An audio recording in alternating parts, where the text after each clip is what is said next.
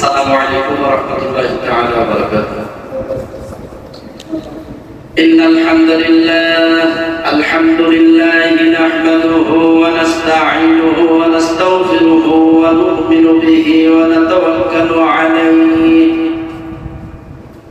ونعوذ بالله من شرور أنفسنا ومن سيئات أعمالنا. من يهده الله فلا مضل له ومن يضلله فلا هادي له. نشهد أن لا إله إلا الله وحده لا شريك له ونشهد أن سيدنا ونبينا وشفيعنا وحبيبنا وطبيب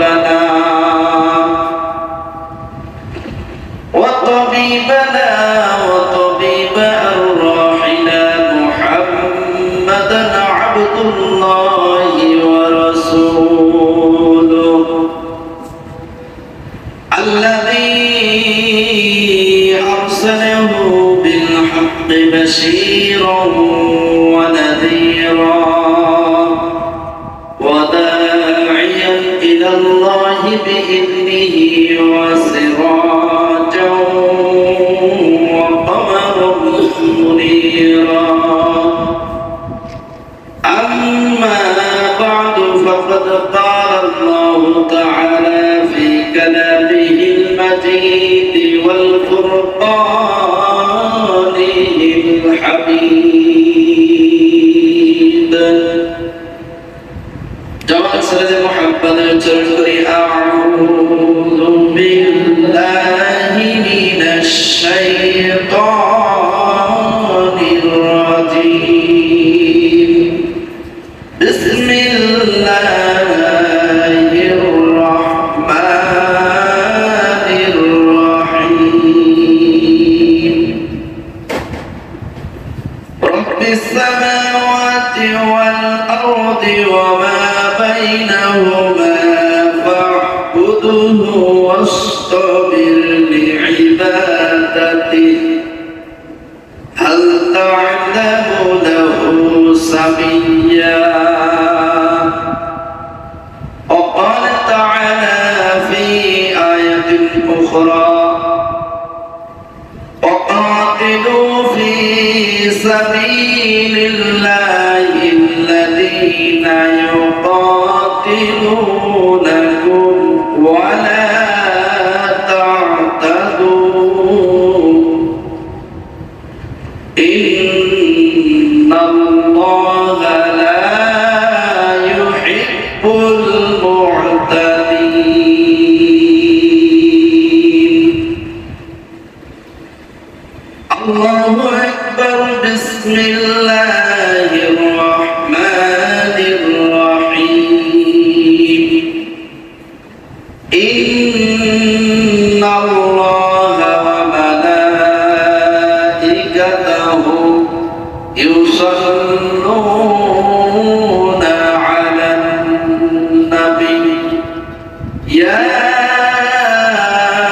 أيها الذين آمنوا صلوا عليه وسلموا تسليما. اللهم صل على سيدنا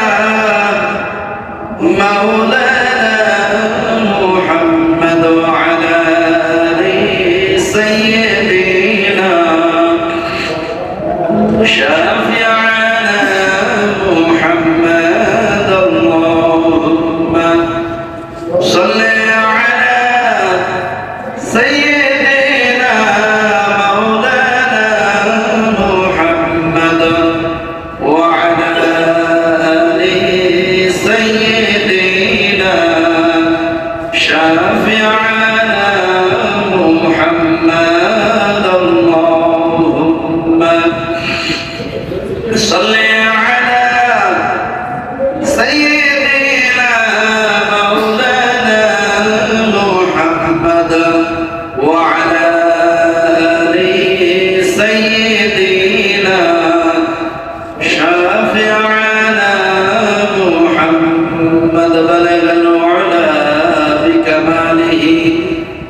كشف الدجى بجماله حسنت جميع خصاله صلوا عليه وآله الحمد لله আমরা সর্বপ্রথম মহান আল্লাহ সুবহানাহু ওয়া তাআলা আলিশান দরবারে লক্ষ্য করে সুজুদ শুকরান পেশ করছি যে মহান মাবুদ প্রত্যেক জুমার ন্যায় আজকেও সালাতুল জুমার নামাজ আদায়ের উদ্দেশ্যে তারই পবিত্র মসজিদে যথাসময়ে সুস্থতার মতো বড় নিয়ামতকে সঙ্গে নিয়ে সুস্থতার সাথে তারই পবিত্র মসজিদ আসবার বসবার এবং সালাতুল জুমার নামাজের পূর্বে মহাগ্রন্থ আল কোরআনুল কারীম থেকে কিছু বলবার এবং শুনবার তৌফিক এনায়েত করলেন। সে মহান মাহবুবের দরবারে স্বতঃস্ফূর্ত কণ্ঠে দিল উজাড় করে মুহাব্বতান বলে উঠছি আলহামদুলিল্লাহ। সেই সাথে দরুদ ও সালাম পেশ করছি মানবতার মুক্তিদূত সকল নবী সরদার জাতির শ্রেষ্ঠ প্রাণের মহান নেতা সাইয়্যিদুল মুরসালিন খাতামুন নবিয়্যিন সর্বশেষ এবং সর্বশ্রেষ্ঠ নবীর শানে সকল বলি সাল্লাল্লাহু আলাইহি ওয়াসাল্লাম। সম্মানিত হাজিরিন, আমরা শাওয়াল মাসের আজকে তৃতীয় জুমায় উপনীত হয়েছি। আমি আজকের খুতবার আলোচ্য বিষয় শুরু করবার পূর্বেই আপনাদের সামনে দুটি আয়াতে কারিমা তেলাওয়াত করেছি। এই আয়াতে কারিমার শাব্দিক অনুবাদ বলে আমি আমার মূল আলোচনায় চলে যাব ইনশাআল্লাহ তাআলা। প্রথম যে আয়াতে কারিমা তেলাওয়াত করেছি, রব্বুল আলামিন বলেন রব্বিস সামাওয়াতি ওয়াল আরদি ওয়া মা বাইনাহুমা ফা'বুদহু ওয়াসতাবির লিইবাদাতি। আকাশ এবং পৃথিবী, সামাওয়াত ওয়াল আরদ আসমান এবং জমিন, এই যে দুইটি ভাগ, এই দুইটি ভাগের মধ্যে যা কিছু রয়েছে এই সমস্ত কিছুর সৃষ্টিকর্তা পালনকর্তাকে আল্লাহ সুবহানাহু ওয়া তাআলা। আল্লাহ তাআলা বলেন তোমরা এত ভয়ের মধ্যে যারা তোমরা কি করো, আল্লাহ তাআলা ইবাদত করো। কার ইবাদত করতে বলছেন? আল্লাহ সুবহানাহু ওয়া তাআলা ইবাদত করো। ফা'বুদহু ওয়াসতাবির লিইবাদাতি, আর ইবাদতে ধৈর্য ধারণ করো, ইবাদতে ধৈর্য ধারণ করো। আমি শাস্ত্রী বর্ণনা করে যাচ্ছি, এরপরে ব্যাখ্যা করব ইনশাআল্লাহ। হাল তা'লামু লাহু সামিয়্যা, তার মতো দ্বিতীয় কেউ কি আছে? কি বলেন আছে? তাহলে তার ইবাদত করতে হবে। এখন শুরু থেকে আসি, রব্বি, রব শব্দের অর্থ তো আমি একাধিকবার বলছি। রব শব্দের অর্থ প্রতিপালক, প্রতিপালক। রব্বিস সামাওয়াতি ওয়াল আরদ, আসমান এবং জমিন, এই দুইটি ভাগ বা দুইটি স্তরের মধ্যে যা কিছু রয়েছে, বাহিরেও যা কিছু রয়েছে, সমস্ত কিছু মালিক আল্লাহ সুবহানাহু ওয়া তাআলা। তামাম বিশ্বের পালনকর্তা মহান আল্লাহ সুবহানাহু ওয়া তাআলা। ফা'বুদহু, তোমরা তার ইবাদত করো। হাল তা'লামু লাহু, এরপরে হচ্ছে ওয়াসতাবির লিইবাদাতি। ফাসবির, আর একটা হলো ওয়াসবির, এখানে আসছে কি ওয়াসবির। ওয়া মা বাইনাহুমা ফা'বুদহু ওয়াসতাবির, ইবাদত করো ধৈর্য সহকারে। এখন ইবাদতে ধৈর্য কথাটা আমাদের কাছে একটু কঠিন বা জটিল মনে হতে পারে। সহজ ভাষায় আমরা ইবাদত করতে একটা সময় প্রয়োজন হয়। সর্বপ্রথম যে কোনো ইবাদত করতে গেলে সময়ের প্রয়োজন আছে না? সেই সময়ের মধ্যে যদি ইবাদত না হয়, ওই ইবাদত আল্লাহ তাআলার কাছে গ্রহণযোগ্য হবে না। এই জন্য ইবাদতের জন্য যেহেতু সময় নির্ধারণ করা আছে, সেই সময়ের মধ্যে আল্লাহ তাআলার ইবাদত করতে হবে ধৈর্যের সাথে। এখন ওই ইবাদত করতে এসে যেন আমরা ধৈর্য হারা না হয়ে যাই, আর ইবাদত থেকে গাফেল না হয়ে যায়, মুখ ফিরিয়ে না নেই, এই জন্য আল্লাহ তাআলা এই নির্দেশ দিয়েছেন। আর আল্লাহ তাআলা এই কথা বলার কারণ হচ্ছে তার ছাড়া আর কোনো ইবাদত করার মতো কেউই আমাদের নাই, তিনি ব্যতীত আর কেউ আছে নাই। কাজে ইবাদত করতে হবে সেই রবের। এটি ছিল আজকে খুতবার যে আয়াত ছিল, এই আয়াতে কারিমা। আমি আপনাদের সামনে গত জুমায় বলেছিলাম আল্লাহ সুবহানাহু ওয়া তাআলা 7 শ্রেণীর লোককে অপছন্দ করেন। কয় শ্রেণীর লোককে? 7 শ্রেণীর লোক। এই 7 শ্রেণীর লোকের মধ্যে যদি আমি আপনি পড়ে যাই বা ওই 7 শ্রেণীর মধ্যে আমি আপনি থাকি, তাহলে আমাদের পরিবর্তন হওয়ার দরকার আছে না? অবশ্যই দরকার আছে। তাহলে এই 7 শ্রেণী কারা আমরা পর্যায়ক্রমে জেনে নেব ইনশাআল্লাহ। আল্লাহ তাআলা বলেন ওয়াকাতিমু ফি সাবিলিল্লাহিল্লাযীনা ইউকাতালুনাকুম ওয়া লা তা'তাদু ইন্নাল্লাহা লা ইউহিব্বুল মু'তাদিন। আল্লাহ তাআলা ওয়াকাতালু, যারা তোমাদের বিরুদ্ধে যুদ্ধ করে, তোমাদের বিরুদ্ধে যারা যুদ্ধ করে, ফি সাবিলিল্লাহ, তোমরাও আল্লাহর পথে তাদের বিরুদ্ধে যুদ্ধ করো।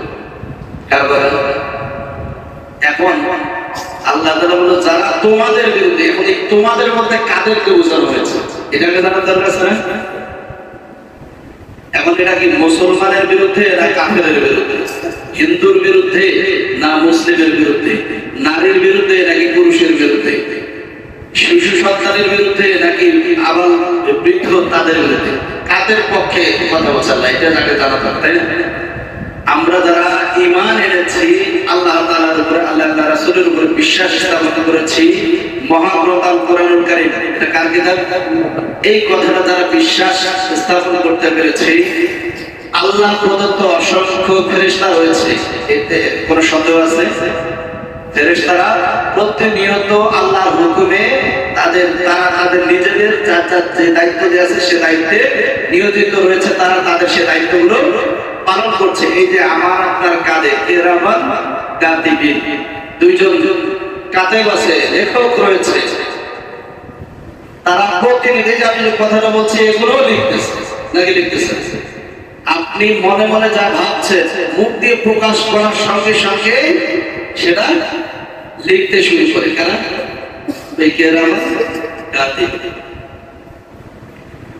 আল্লাহ তাআলা বলছে তোমরা যারা ঈমান এনেছো, ঈমানদার হওয়ার জন্য বৈশিষ্ট্য হচ্ছে আপনাকে আল্লাহ তাআলা ব্যতীত কোনো ইলাহ নাই, কোনো মাবুদ নাই, কোনো বিধানদাতা নাই, রিজিকদাতা নাই, আইনদাতা নাই, এই কথা যারা মনে প্রাণে বিশ্বাস করে, খালি মুখে উচ্চারণ করলে হবে না, শুধু মুখে লা ইলাহা ইল্লাল্লাহ এই কথা বললেই হবে না।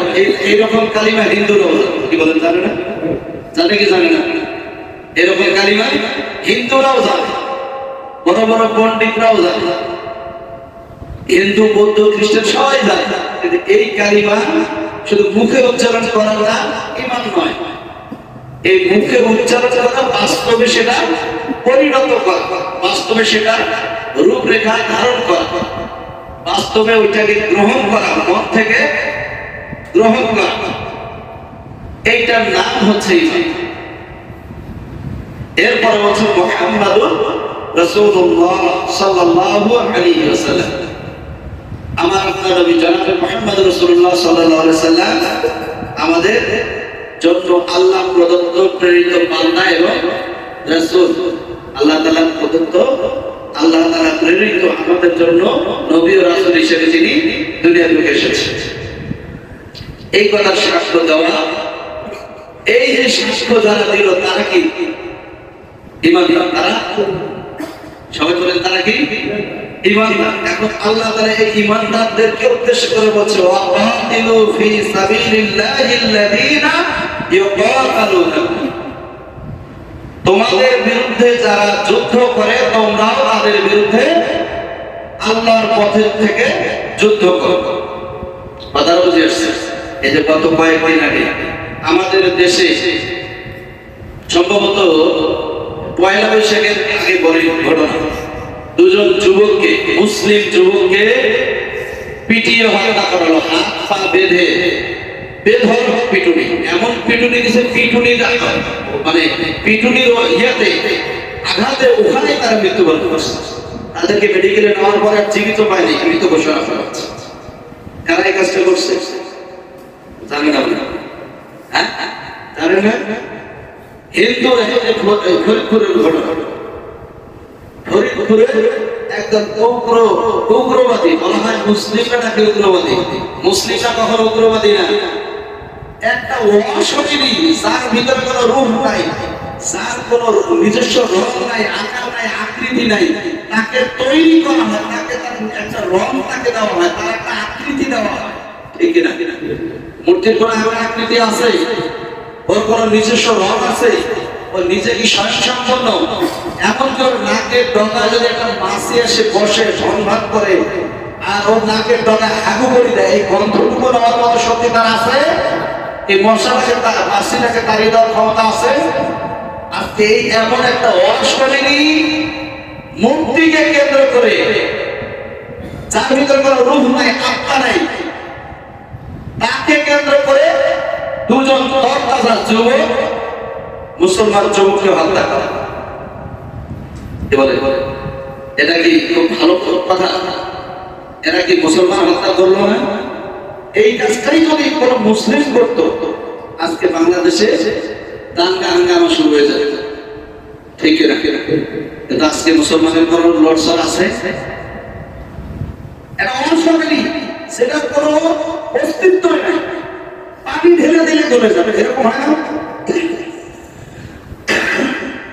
এরপরে মুসলমান নিশ্চয়, আমি বলছিলাম শুধু আলেমদেরকে হত্যা করবে না, এমন সময় আসবে সাধারণ মানুষকেও হত্যা করবে, মুসলমান কিছু বলতে পারবে না।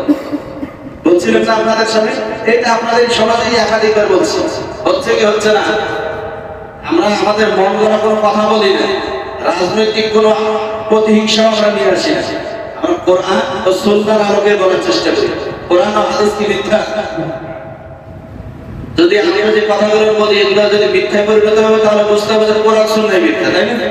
আমরা যেগুলো বলি, শুধু আমি না, সমস্ত আলেম ওলামা যা বলে হক কথাগুলো বলে, কিছু আছে কিসসা বাহিনী, কিসসা কাহিনী দিয়ে দাদা হুজুর অমুক করছে, হ্যাঁ অমুক দাদা হুজুর এই করছে, বাবা এই করছে, চাচা এই করছে, এই কিসসা দিয়ে বার করে।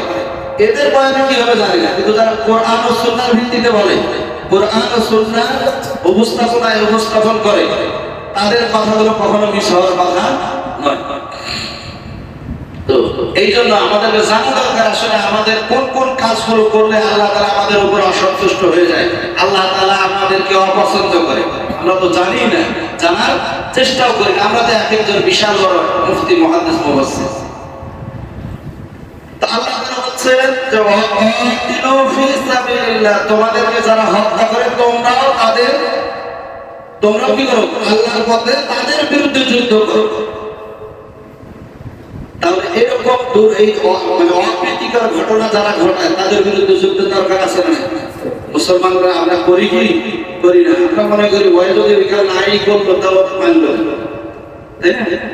অনেক মুসলমান বলছে ওই যদি ওই ছেলে করে যদি এটা না করবে তাহলে ওদেরকে এমনি পিঠে হত্যা করলো, যেটার কোনো অস্তিত্বই নাই, না কোনো সাক্ষী, না কোনো প্রমাণ, সন্দেহ ভিত্তিতে দুজন যুবককে, তরতাজা যুবক পিটিয়ে হত্যা করা হয়। একজনের বয়স সম্ভবত 20, আর একজনের 22-23 এরকম বয়স। এই যুবকগুলোর কি এমন বয়স আছে? মানে ফুল ফোটার আগেই ঝরে পড়ে গেল। তাও এই যুবক দুজন কিন্তু এমনি ঘোরাফেরা করে, তারা তার পাশে একটা বিল্ডিং এ, নির্মাণাধীন বিল্ডিং এ কাজ করছিল, ওখান থেকে সঞ্চমূলক ধরে নিয়ে এসে পিটানো হয়। আছে মুসলমানের কোন এইটা নিয়ে কোনো প্রতিক্রিয়া? আল্লাহর গজব এটা আসবে না, আমার আপনার উপর আসবে না, কার উপরে আসবে? এই যে গজব, এত দোয়া হচ্ছে কবুল। এই যে গত কয়েক জুমা আগে আমি আপনাদের সামনে বলছিলাম, লা তা'মুরুন্না বিল মা'রুফ ওয়া লা তানহাউন্না আনিল মুনকার। মনে আছে হাদিসটা আল্লাহ রাসূল হাদিস বলছিলেন, কোরআনের আয়াতে সংশ্লিষ্টতা রেখে আল্লাহ রাসূল বলেন তোমাদেরকে অবশ্যই লা তা'মুরুন্না, এই লাম, এটা লামের তাকিদ নিশ্চিত করতে, অবশ্যই তোমাদেরকে কি করতে হবে? লা তা'মুরুন্না বিল মা'রুফ, তোমাদেরকে সৎ কাজের আদেশ করতেই হবে। কার কথা? আল্লাহ তাআলার কথা। তোমাদেরকে সৎ কাজের আদেশ করতেই হবে। ওয়া লা তানহাউন্না আনিল মুনকার, অসৎ কাজ থেকে অন্যদেরকে বাধাগ্রস্ত করতেই হবে। কার কথা? আল্লাহ রাসূলের কথা, আল্লাহ রাসূলের কথা। এটা যদি করা না হয়, আল্লাহ রাসূল বলেন আল্লাহ ইউসাল্লিতাল্লাহু আলাইকুম সুলতানান তালিবা, যখন তোমরা সৎ কাজের আদেশ করবে না, অসৎ কাজ থেকে মানুষদেরকে বাধাগ্রস্ত করবে না, তখন কি হবে? আল্লাহ ইউসাল্লিতাল্লাহু আলাইকুম সুলতানান তালিবা, তখন তোমাদের উপরে ওই সময়ের সর্বনিকৃষ্টতম, যার থেকে খারাপ, জঘন্য, নিম্ন স্তরের, নিকৃষ্টতম কেউ হয় না, এইরকম ব্যক্তিকে তোমাদের উপরে প্রতিনিধিত্ব চাপিয়ে দেবে। ফলশ্রুতিতে কি হবে? তোমাদের উপরে নানান ধরনের নির্যাতন, জুলুম, অন্যায়, অত্যাচার, নিপীড়ন নেমে আসবে। তোমরা তখন এমন অবস্থা হবে যে তোমার পিছাইতে পিছাইতে হয়ে যায়, বলে ওয়ালে পিঠ ঠেকে যায়। কি পিছাইতে একটা লিমিট তো আছে। আপনি একটা ঘর, একটা এরিয়া, এই পৃথিবীর কি এরিয়া নাই? আর ঠেকতে ঠেকতে একদম শেষ প্রান্তে গেছে, তারপরে কি করবে? আর কোনো জায়গা আছে, আবার কি করতে হবে? পিঠ যখন ঠেকে গেছে, আর তো পিছনে যাওয়ার জায়গা নেই, আরো সামনের দিকে যা হয় দেখা যায়। কি বলে? আমাদের মুসলমানদের অবস্থা এখনো পিঠ মনে হয় থাকে নাই, এই যারা পিছাইতে আছে দেখি না, আর কিছুদিন দেখি কিনা, দেখি না একটু আর একটু পরিবর্তন হয় কিনা, আর কিছুদিন দেখি পরিবর্তন হয় কিনা, এই পিছাইতে আছে এখনো ওয়ালে পিঠ থাকে নাই, যার কারণে মুসলমানের কোনো অনুভূতি নেই।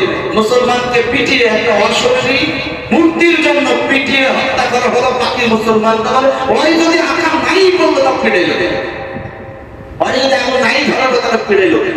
যেভাবে ওই আগে মোলামাগুলোকেও যখন ফাঁসির কাজটা ঝুলালো, তখন বললো ওরা যদি যুদ্ধ অপরাধী নাই ছিল তাহলে তাদেরকে জেলখানায় ভরলো কেন?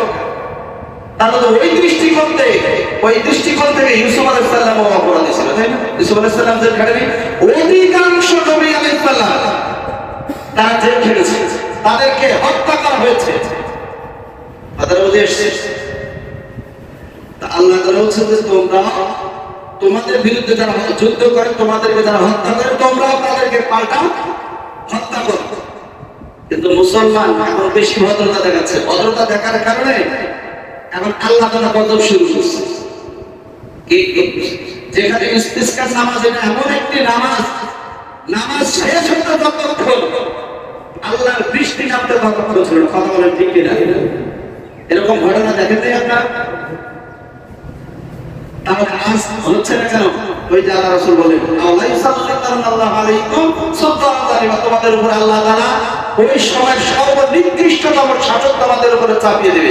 ফলশ্রুতিতে তোমরা যখন মানে অন্যায়, অত্যাচার, জুলুম, নির্যাতন, নিপীড়নের নিষ্পেষিত হয়ে যাবে, তোমাদের পিঠ যখন ওয়ালে ঠেকে যাবে, তোমরা তখন কি করবা?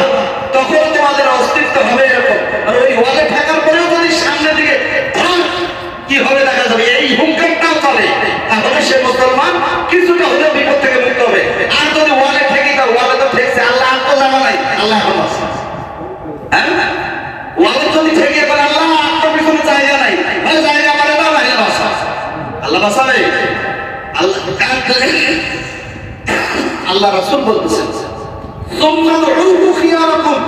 যখন তোমাদের এমন অবস্থা হবে, এই যে পরিস্থিতির কথাগুলো বললাম, পিছাইতে পিছাইতে ওয়ালে ঠেকে যাবে, তখন যদি তোমরা ওয়ালে ঠেকার পর ওই যে নিজেদের সর্বশেষ সীমান্ত যা হলো ক্ষয় মানে উত্তম, ক্ষয় মানে কি? উত্তম এখানে যারা মাদ্রাসা বসে না, সেগুলো মাদ্রাসা আছে ক্ষয়, যেমন আল্লাহ হাদিস করছে খায়রুকুম মান তাআল্লামাল কুরআনা ওয়া আল্লামা। খৈর মানে উত্তম, তোমাদের মধ্যে খৈর মানে উত্তম, খৈরুকুম তোমাদের মধ্যে সর্বোত্তম ওই ব্যক্তি যিনি কুরআন মাজিদ শিক্ষা করে এবং শিক্ষা দেয়।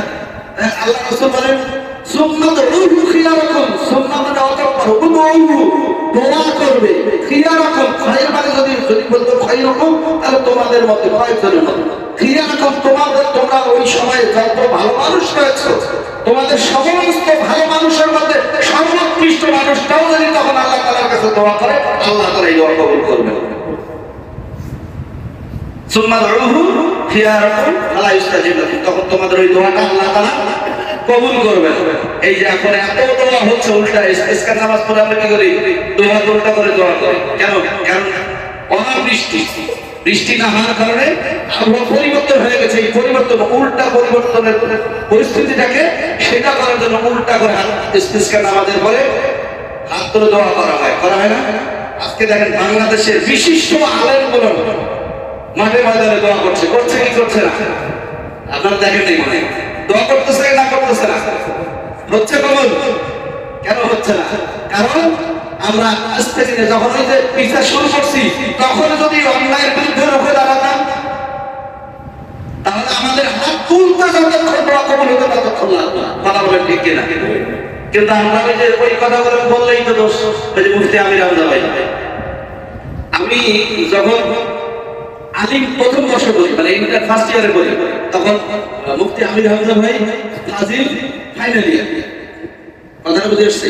মানে ডিগ্রি ফাইনাল ইয়ার মাদ্রাসা হিসেবে স্নাতকের যে মা ফাজিল বলে। ফাজিল বলতে আমার ফাইজলাম করে এই কথা বলে না। ফাইজলাম যদি কাউকে বলে কালিটা খারাপ না, ফাজিল শব্দটা তো আদর্শবান। ফাজিল শব্দটা কি? আদর্শবান। যদি কাউকে গালিটা এইভাবেই দিলে বেটা ফাজিল মানে কি? বেটা আদর্শ। তো উনি ফাজিল ফাইনাল ইয়ার, ওনার বয়স কত? আমার থেকে হয়তো 2-3 বছরের বড় হয়। কি বলে? আমার 34-33 চলতেছে, ওনার হয়তো 35-36। ওনাকেও জেলখানা নিয়ে বন্দি করলো, 3 বছর জেল খাটলো নাকি খাটলো না? উনিও তো একাত্তরে যুদ্ধ করছে। হ্যাঁ, উনি যুদ্ধ করে নাই? অপরাধ কি?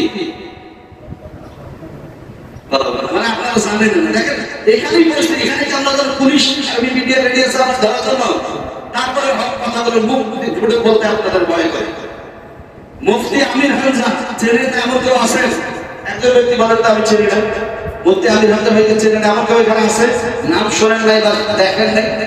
এখন ইউটিউব ইলেকট্রিক মিডিয়ার যুগ, তাহলে ওনার বয়সটা দেখে তো খুব বেশি। বিনা অপরাধে হক কথাগুলো বলার কারণে 3টা বছর জেল খাটতে হবে। কেন? তার অপরাধ একটা, সে অসাধা বলে। এই এরকম হক কথা যেখানেই বলতে যাবে সেখানে বাধাগ্রস্ত হবে। আল্লাহ তাআলা নওয়াতিলু ফি সাবিলিল্লাহিল্লাযীনা ইয়াকাতালুনাকুম, তোমাদের বিরুদ্ধে যারা যুদ্ধ করে তোমরা আল্লাহর পথে তাদের বিরুদ্ধে যুদ্ধ করো। এরপরে বলছে তবে বাড়াবাড়ি করে, ইন্নাল্লাহা লা ইউহিব্বুল মুআতাদিন, তবে তোমরা কি করো? বাড়াবাড়ি করিও না, সীমা লঙ্ঘন করিও না। ইন্নাল্লাহা, নিশ্চয় আল্লাহ তাআলা লা ইউহিব্বু, ভালোবাসেন না, পছন্দ করেন না আল মুআতাদিন। আল মুআতাদিন, মুআতাদিন শব্দের অর্থ সীমা লঙ্ঘনকারী। তাহলে এক নাম্বার বৈশিষ্ট্য আমরা কি পেলাম? আল্লাহ তাআলা 7 শ্রেণীকে পছন্দ করে না, তার মধ্যে এক নম্বরে কি? সীমা লঙ্ঘনকারী। এই সীমা লঙ্ঘনকারী কারা? আজকে আর বললাম না, সময় কম। আল্লাহ চাই তো ইনশাআল্লাহ আগামী জুমায় আলোচনা করা হবে সীমা লঙ্ঘনকারী কারা। আর আল্লাহ তাআলা সীমা লঙ্ঘনকারীকে ভালোবাসেন না, এই কথাগুলো বোঝাতে চায় এতগুলো কথা বলতে হবে। আর এই সীমা লঙ্ঘনকারী কারা জানা দরকার আছে না? যদি সীমা লঙ্ঘনকারী জানতে হয় তাহলে আমাদেরকে ওই সময়ের মধ্যে আসতে হবে। আজকেও আপনারা অনেকে দেরিতে আসছে। আমি বলছিলাম 12:45, কিন্তু 12:45 থেকে আসা শুরু হয়েছে। আরো দুই জুমা আপনাদের জন্য সুযোগ আছে, অল্প কথাটা বুঝে এসছে। তাহলে আল্লাহ তাআলা কাদেরকে পছন্দ করেন না? সবাই আওয়াজ দেবেন, একসঙ্গে আওয়াজ দেবেন। আল্লাহ তাআলা কাকে পছন্দ করেন না? সীমা লঙ্ঘনকারীকে আল্লাহ তাআলা পছন্দ করেন না। সীমা লঙ্ঘনকারী তো পূর্বেও ছিল, বর্তমানে আছে, ভবিষ্যতেও থাকবে। এই সীমা লঙ্ঘনকারী কারা আমাদেরকে চিনে রাখার দরকার আছে না? যদি চিনে রাখার দরকার হয়, আশাবাদী আমি যে আপনারা আগামী জুমায় যেভাবে বলছিলেন এই অনুপাতে আপনারা অন্তত আন্তরিকতার সাথে 12:30 থেকে 12:45 মধ্যে চলে আসবেন, এই বিশ্বাস রেখে আমি আমার আলোচনা আজকে এখানে শেষ করছি। ওয়া আখিরু দাওয়ানা আলহামদুলিল্লাহি রাব্বিল আলামিন। আসসালামু আলাইকুম ওয়া রাহমাতুল্লাহি তাআলা ওয়া বারাকাতুহু।